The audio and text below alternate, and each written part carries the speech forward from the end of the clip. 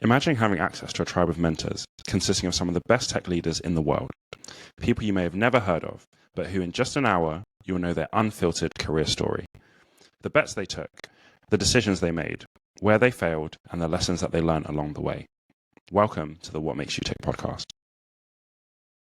Hi, I'm Tolu, aka the Podfather, and I'm the host of What Makes You Tick. Thank you, Podfather. I am Richard. I am the owner of Tick Talent, and we sponsor this podcast. Who have we got on this week, Tolu? This week's episode is Shai Haddad. So, what did you think of this episode? Well, I know that this is one of the ones you were looking forward to the most. You kept telling me. I've just spoken to Shai, and he was a professional rapper, and he's got this amazing rap career. And then I'm not going to say that I am in any way sort of Mr. Hip Hop. You know, I'm a kind of generic, know a few things, had a bit of a flirt with DMX and Eminem back in the day. But when I listen to some of Shai's stuff, I'm like, this guy's incredible. I was playing it to my wife and all my friends. This guy's amazing. But then it's not just this amazing rapper and amazing hip hop person, which actually became a bit of a negative in his career story and something he tried to break away from and hated when he got recognized for that when he was in an interview. But then he's gone on to have this amazing career. And when he did find that person who bet on him, that first person who gave him a chance and saw within him the potential to become a great sales VP, his story since then is one of my favorites that I've listened to so far in the whole process that we've been in. So apart from obviously the fact that Shai is some kind of hip hop legend, what did you most enjoy about it, Tolly? He's just like such a cool customer, right? So like, I remember when we first had the chat, he was like, the way he just dropped in like, oh, I was a rapper. Like he was a pretty big deal. Like I looked at him and I was like, he definitely downplayed like how big of a deal he was. And I enjoyed listening to his rap. Like his rap is good. But just how he made a whole different career, why he made that different career. And yeah, I really liked the people that bet on him as well. And how he approaches things is like very humble, very like, it's all figure outable. It's okay that I don't know. I'm here for the learning. So yeah, just a super cool customer is Shai. Yeah. Huge amount of humility, right? Absolutely. Comes across massively in this conversation. So, whether you're a massive fan of hip hop or you're a huge fan of tech sales leadership, this conversation's for you. So without further ado, let's roll the VT. Shai, welcome to the show. Thanks so much for joining. Thank you, Tolu. Thank you for having me. I'm really looking forward to our conversation. You've had a very interesting career. So yeah, I'm really looking forward to talking more with you. Same here. So the first question that we have is, Shai, what makes you tick?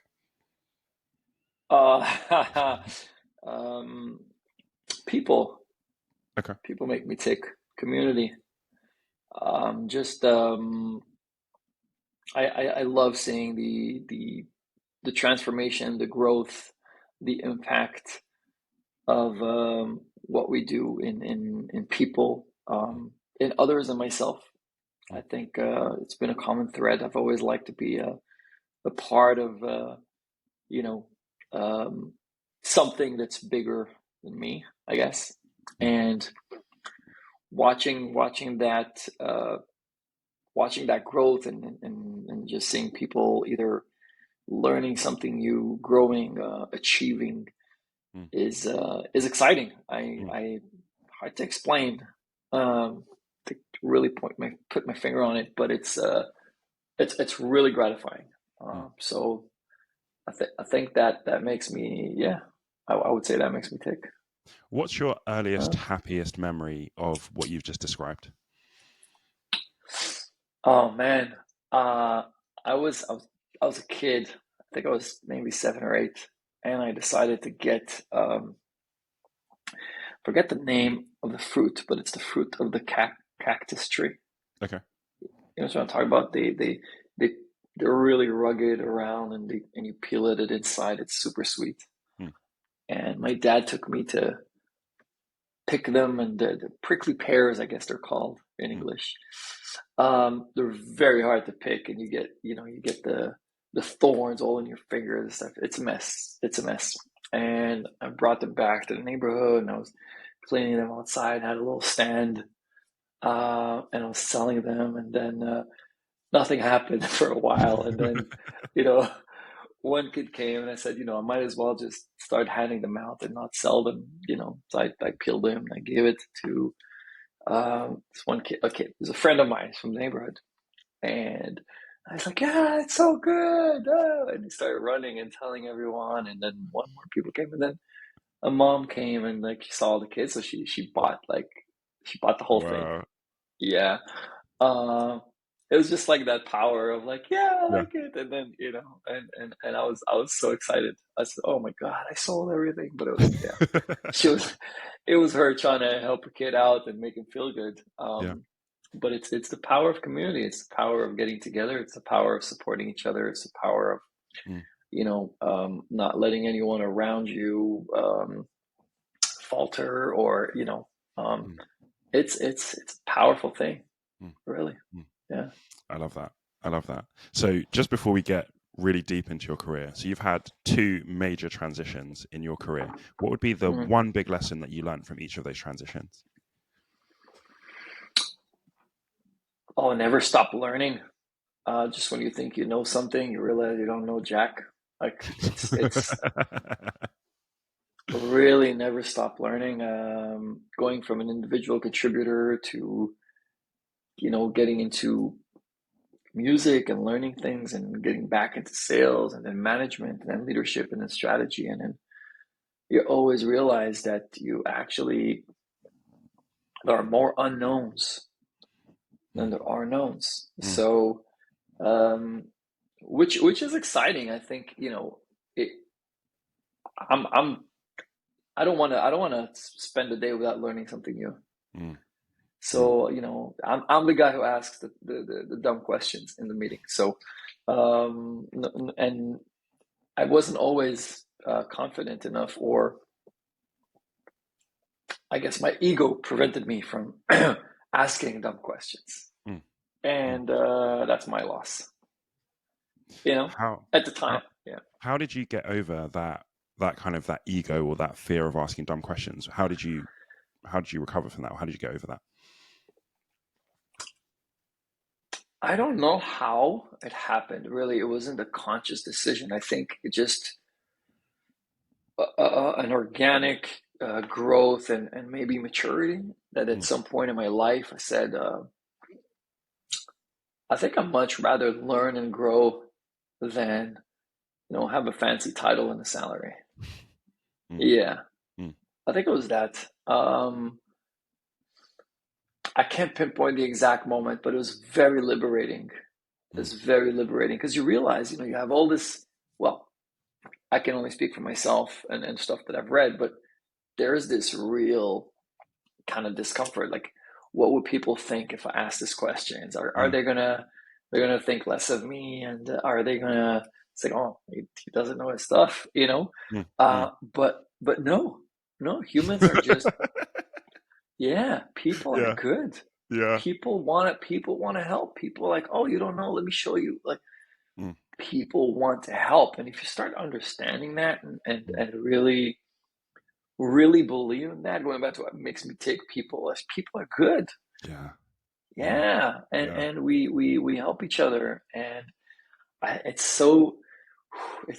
such a weight off your chest when you start understanding that, and just you know, just ask questions. Most people are good, you know. So I that's what happened, I think, you know.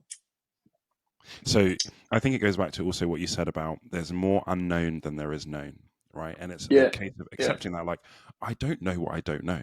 And that's very okay, because I'm not a super genius either. Like, even a super genius still has more unknown than there is known. So it's okay to ask questions. It's good to ask questions. I think people also connect to the vulnerability of, oh, he doesn't know, and he's open to saying he doesn't know. Yeah, absolutely. So I think that's a driver for many leaders, or if you think about people who really changed the course of history for a second, like scientists or incredible breakthroughs in health and in space exploration and whatever, they just kept asking questions. Well, why aren't we doing this different? Why aren't we doing that different? I wonder about this, you know. It was never, oh, I know, let me do it, you Mm. know. Mm. And I appreciate that. Me too. I feel like curiosity is just the biggest superpower that we have as humans. So much comes from curiosity. Yeah, good call. Yeah. Mm. Mm. So you mentioned very briefly kind of your career journey, but I would love for you to go into a bit more depth on that. Okay.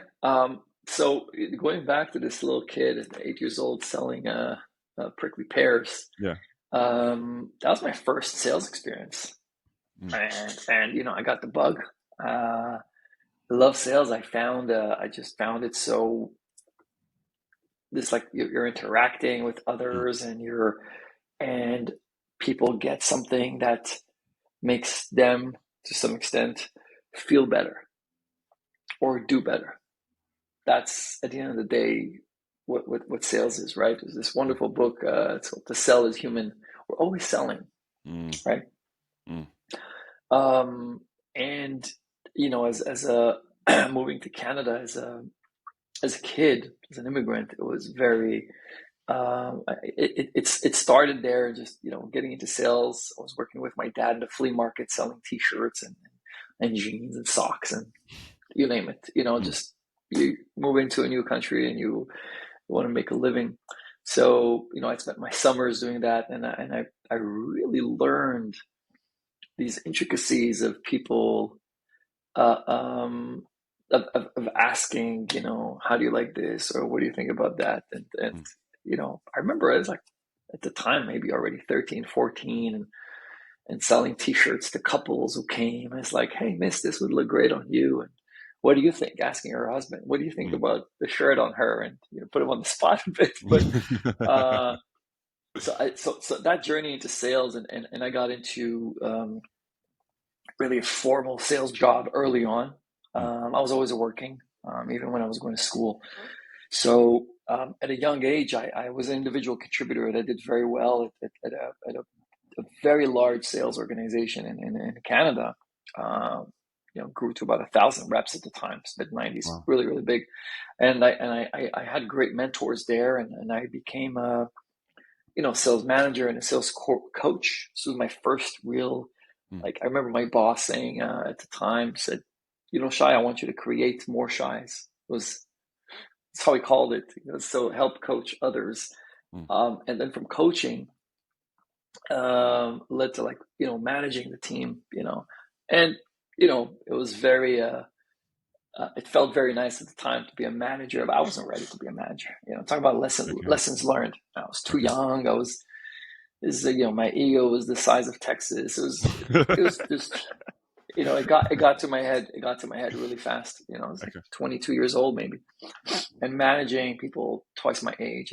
But I loved sales, still do. And so that was really specializing in sales, and things that I've learned there that carry till today. You know, just being curious, asking good questions, overcoming objections. You know, breaking the ice. You know, and this is all phone sales at the time. Right. For Fortune 500 companies, so they always had really good playbooks, and you could learn a lot from how they do things. And I was blessed to be a part of that school. And then while I was working in sales, I also, you know, had a hobby of music. I was an aspiring rapper at the time. Again, mid-90s, early 90s. So at night, weekends, it was open mic nights. I would go and do my thing and trying to be a part of the hip hop community, Wow. and just hustled. You know, this is pre social media. You know, we had no smartphones at the time. It was, you know, you make a song, you go to the studio, you burn a CD, you try to market it, you knock on doors of radio stations.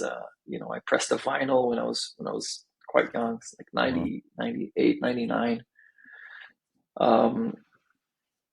And it was, I always saw it as a great outlet and as my thing.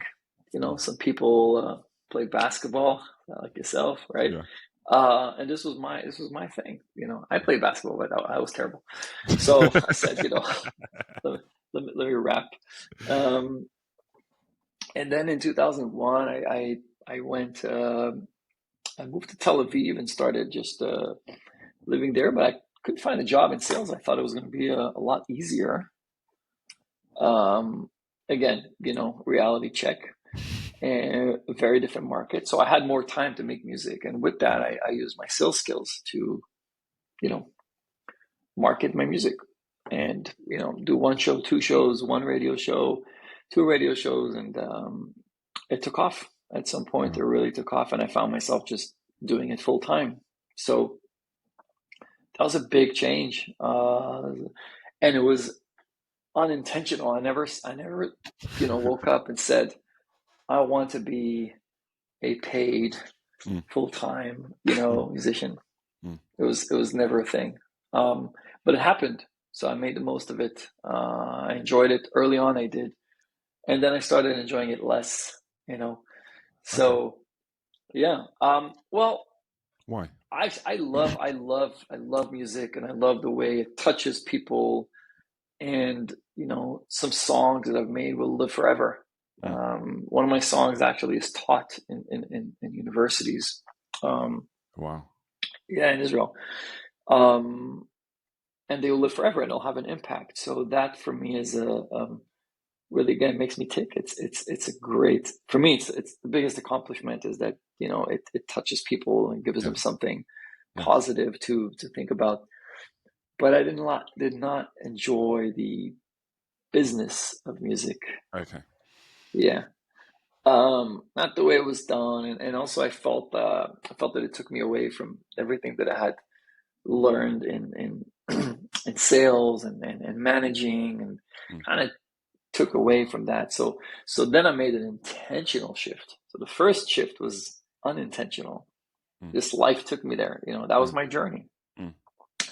And the second shift was, how do I get back into, I guess, a regular job? I don't have another word for it, but and it was tough to leave an industry after 10 years. Wow. Yeah, 8 years, something like that. Yeah. So I decided to go back to school, because I tried to get into the workforce, but I had a lot of success by that time. So if I would go to a job interview, most of the time they recognized me and said, "Wait, aren't you that rapper? Aren't you that rapper?" They didn't take me seriously. It's like, yes, but I was a salesperson before. Yeah, I swear to God, I could sell. Nobody believed it.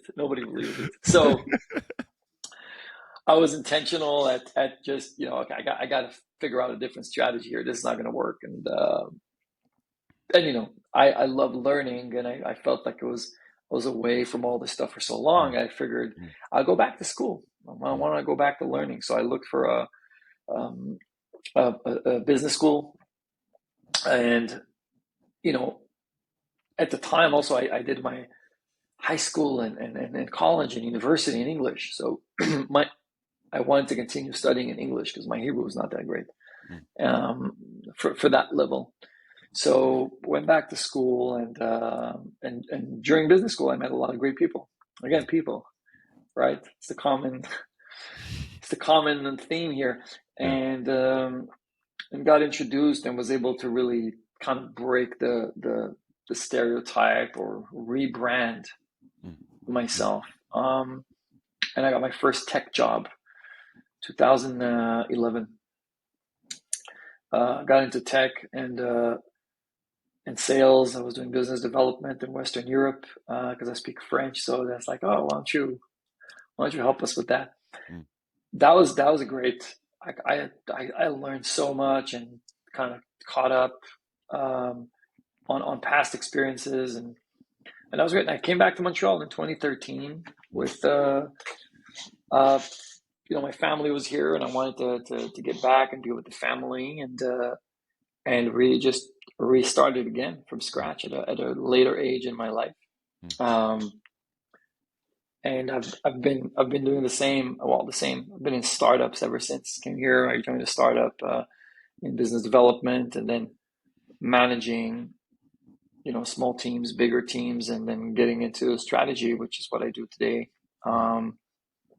So super, super grateful that, I've had people during this journey that have given me, that believed, it's a leap of faith when you have a company and say, yeah, I'm gonna let this guy manage this. It's you have to think about that sometimes. Say, oh, they took a chance on me. So that makes a big difference. So people gave me chances. It was great. Who were some of those people that took a chance on you?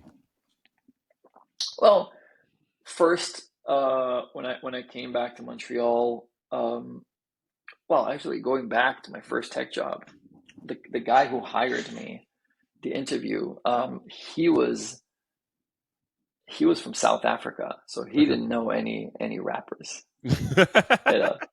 So he had no idea, and I was not going to tell him either. So he interviewed me, and then I was invited for a second interview.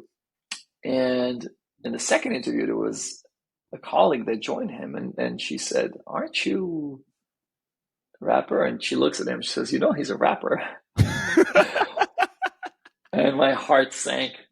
And my heart sank. I said, "Oh boy, here we go." And he said, "That's wonderful." Wow. Yeah, because I love it. And so he there you go. So he gave me a chance, shout out to Benji. He gave me a chance, and he really, I think that was the first kind of break that barrier, which is great. And then I came to Montreal, old friend of mine who used to work with me in the 90s in the sales company that remembered, and we stayed in touch. He introduced me to where he was, the startup, and they're all sitting at the table, and the CEO and the VP, and I had a bad accident. I had a neck brace, and I still came to the interview, and they're like, wow. So how are you up for this job? How do you think? I'm like, guys, I'm here with a neck brace. I'm down. I'm ready to rock. Yeah. They laughed. So they gave me a chance, and those things are great. And then my first, I want to say, real leadership role. I got hired as a vice president of sales for a startup, an e-commerce startup, and the founder, I think after 1 week, told me, I was asking some questions. I was trying to get something done. I wasn't going about it the right way. They said, "Shai, your title is VP Sales." And he says, "You're not a VP Sales." I said, "What?" He goes, "Okay." He goes, and he says, "I didn't hire you because you're VP Sales. I hired you because I believe that you will be a great VP Sales." Wow. Yeah, that's great. Wow. That was, just kept it real. No bullshit, and it was, and it was true. I had a lot to learn. He believed that I can learn, and guess what? He did give me the tools. Yes. To learn. It wasn't just, yeah, you can be, but here's where you could start. Here's how you should think about this. Have you checked? Have you looked into that? Have you asked this questions? Have you looked at this piece of data? So that was really super impactful. And thinking about it now, it's amazing because I hire a lot on that. I hire on coachability and passion. If I'm going to hire a director of sales or a director of marketing or customer success or whatever it may be, she doesn't have to be a director of marketing today. He doesn't have to be a director of marketing today. They have the passion and they're coachable and they want to learn. How could you lose? Right? Of course, certain skill sets have to be there, but to me, those are the biggest thing. And I learned that from that experience. What were some of the things that you had to learn to become that VP of sales? Humility. Okay. So the ability to recognize that I don't know. I think I don't know what the right word is, but, and I'm still learning this, getting into the weeds, getting into like the nuts and bolts of things Mm. without slipping into micromanagement. Very fine balance. So if you have on your team, you'll have a group of maybe account executives. At the time, it was sales, it was like BDRs and account executives. And how do you balance? And at the time, I didn't balance it. I came off as super micro, so not great. But you want to learn the business, and there are ways and to balance the two of asking questions without crossing into someone's domain and making them feel like you're trying to, because that's not the intent, but the intent doesn't matter. It's what you say and how it lands. Yeah. And I'm still refining that. I'm far from mastering that, far from it. So I get better. I try to get better, but some people gave me some good honest feedback. So I think that's a big part of it. Really, how do you become good at that? Is balancing, because you have to get in there. You can't stay high level. You got to roll up your sleeves. You got to understand the business. And I did work at some point. I got into some organizations which were really, really hands off and more high level, and it works in certain cultures, but if you're new and you haven't been there from the get-go and you don't know, you got to get in there. You got to get in there if you want to win, if you want to make an impact. Otherwise, after your 90-day, your first 90 days are very important. If you don't do it in the first 90 days, you're going to be playing catch-up. You try to catch up through and through. So big learning for me.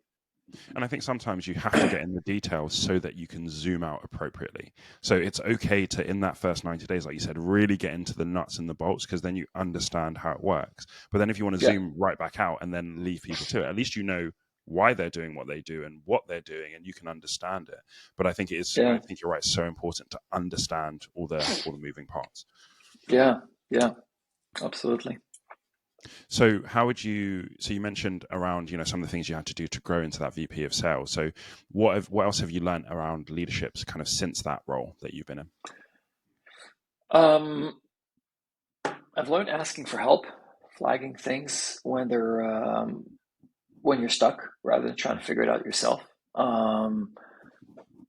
Hiring really smart people, really strong people.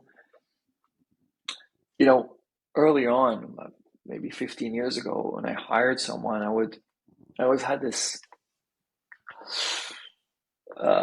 apprehension that, if I hire her, she'll take my job. She's way smarter than me. And I do want people today to take my job.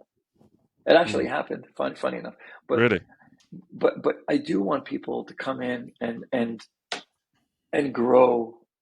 I mean, what else are we doing as leaders if we're not enabling others to grow? Exactly. And for some people, it's getting better at what they do. For some people, it's moving up. For some people, it's horizontal growth, vertical growth, learning, making an impact. And you don't always get to do that. So, I learned to surround myself with really good people that are smart, pick things up, and we complement each other. I think it's very similar to going back to basketball, because that's my sport. I don't know anything about hockey. But, having a coach, the greatest always had coaches. Michael Jordan had a great coach. Magic Johnson had a great coach. Larry Bird had a great coach. And on teams also, everybody kind of complements each other. It can be five guys playing, forward. You need a point guard, you need a center. Like there are so many, and I think when you surround yourself with people with that level of skill that can really hold their position, and it's like, I got this. The team gets better. The team gets really, really strong. So, so again, it's surrounding, hiring the right people, and not being afraid of watching them grow. So putting that fear aside, because if you're leading and you're a coach, people are going to stick around. They're going to work. They're going to do a great job. So it's a continuous learning, not just for individual contributors. I think managers, leaders, you're always learning. I don't know who says that. Is it Jeff Bezos? Like treat every day like it's your first day or something like that. I've not heard that one. I know Biggie says, I treat every song like it's my first song. So, wow. Yeah. Wow.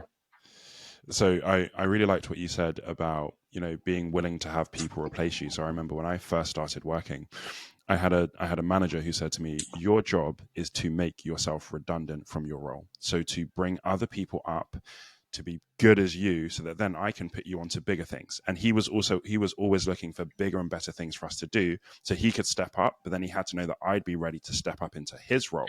So I had that from really early. He was always like, I love it. Okay. Yeah. I love it. Yeah. And it made a massive difference for me going into the workplace, knowing like I can bring people up to be better than me, because then I can move on to something that needs a different skill set, but it's that thing of raising people up, getting people ready, so that when I do go, nothing's a disaster. When I leave that role, people are ready. Yes. Yeah. It's what you leave behind sometimes that you look back and that's interesting. Yeah. So I that's always stuck with me and just given me like liberty to not be afraid of, making people good, so that's that I really appreciate that. Yeah. I like that. So sometimes we talk about war stories. So what are some of if you could give me like one of the battles that you came through and kind of the war story of that? The war story. Going back to my first VP role, it's like 8 years ago, maybe, or 9 years ago. I got into I got served by one of the account executives, salesperson at the time. What does that mean? I did. What does that mean? So, I was trying to do things a certain way, and he's been doing it for a while successfully. And I came in, trying to, let's do this, let's do that. And again, not taking the time to, how are we doing this today? Why are we doing it that way? I haven't had a proven playbook yet. Sometimes like maybe today I've had some success with certain approaches, and I can explore them and present them and say, hey, why don't we try this? But at the time I didn't have that level of understanding, and we were doing a one-on-one and we're talking about it, and he just said, hey, if you think you could come in here and start telling me what to do, I'm not that guy. Wow. Yeah. Okay. I'll tell you what, good for him. At the time, I didn't see it. At the time, I said, wow, that's a shame. That's really surprising. I try to keep my cool.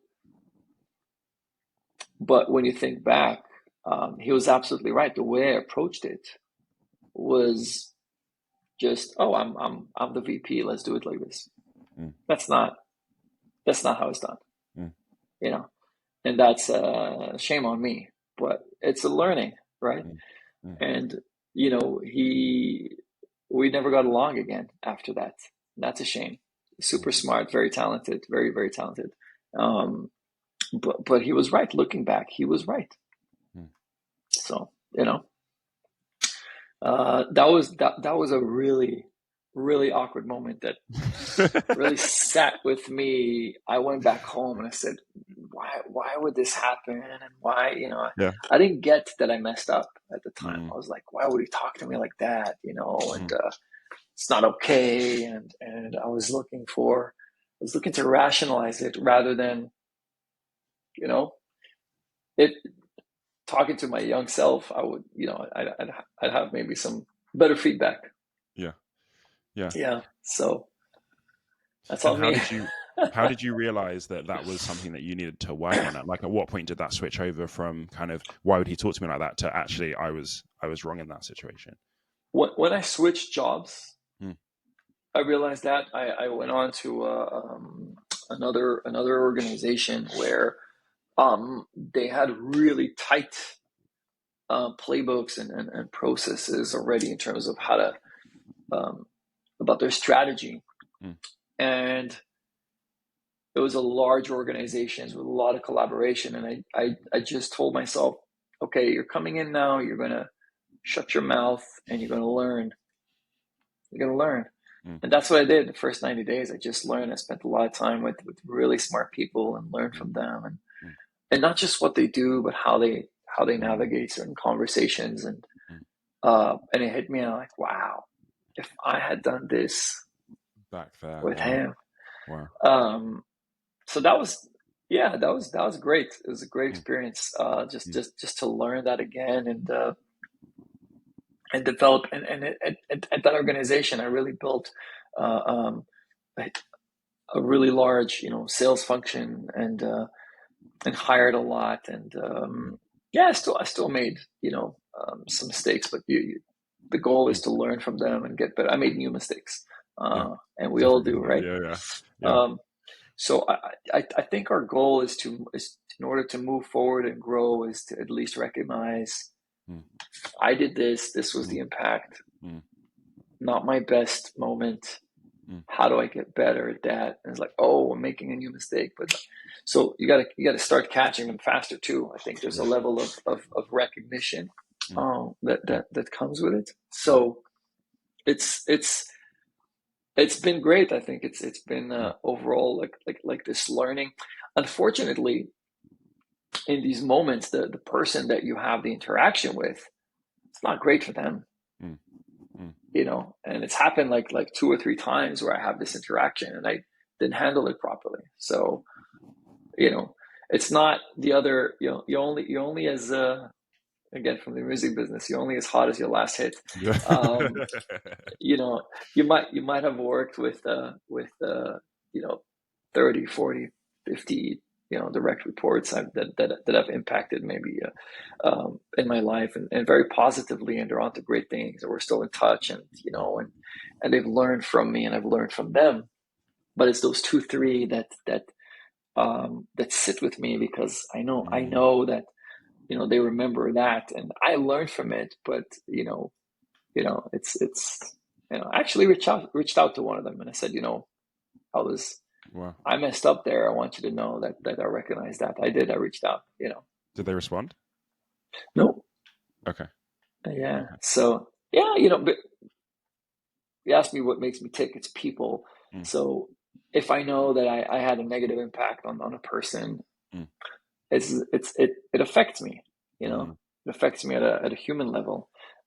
So I did reach out. I felt like it was necessary, because you're doing something, you're good at it, and then somebody new comes in and says, let's do this, let's do that, rather than, hey, show me how. Rather than learning from them, I try to bring in something, and they knew a lot more than me.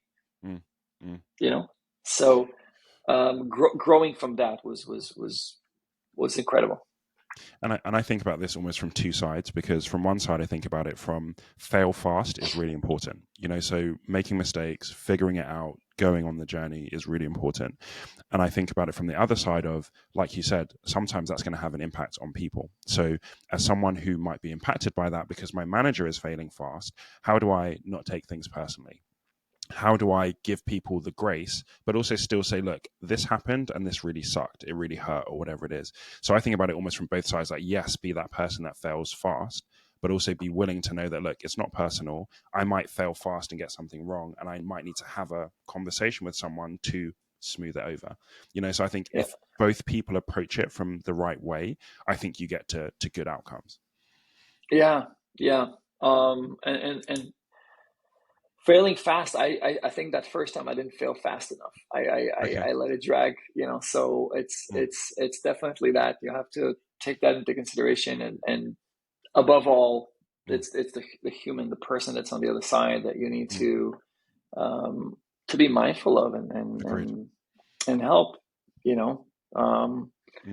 you got to own it. Mm. Mm. Agreed. So just as we close, we're going to do our Tickfire questions. So are you ready to go? As ready as I can be. All right, let's go. So what's the difference between a good leader and a great leader? Empathy and care for others. Okay. What's Yeah. your proudest moment of your career been to date? People that I've coached and mentored are now leaders. They came in with no experience, and today they're managing others and leading others. Nothing makes me happier. Awesome. So you mentioned this briefly before. What are the top 3 things you look for when you're hiring someone? Coachability. So someone who's curious and really hungry to learn. Passion. So doing something actually because you want to do it. And the third piece, I don't talk about it much, but integrity. Just, I think Google says it, but just don't be an asshole. Just, Yeah. Do the right thing when nobody's watching, that level of integrity. Yeah. And last question, you've recently started your new role. So what's the impact you want to have in this role? Wow. In this case, it's structure. It's really building things from new processes. It's a really young startup, which is great. So there's an opportunity to sculpt things and mesh things. I have a phenomenal team surrounding me, so it's been a lot easier as a transition because everybody holds their position. The impact is really having things organized and people know, when this happens, we do this. When this happens, we do that, rather than basically to move from startup mode into an organization that moves and functions in harmony. Love that. Love that. Yeah. Shai, thank you so much for being on the podcast. Thank you, Tola. I've really enjoyed our conversation. So thank you. Thank you. Me too, Tola. Thank you so much. Awesome. And thank you guys for listening, and see you on the next episode. Thanks for listening to What Makes You Tick. And I hope you've enjoyed listening as much as I've enjoyed having the conversation. Absolutely. You don't have to have met someone in real life to be mentored by them, right? We've all got favorite sales books, and hopefully this podcast is giving you access to a whole new tribe of mentors who, through their stories and best advice, will help you to achieve a bigger and better career in tech. So if you want to never miss a beat, subscribe now, and then you'll get notified as soon as next week's mentor releases their story. Thank you so much, and we'll see you on the next episode.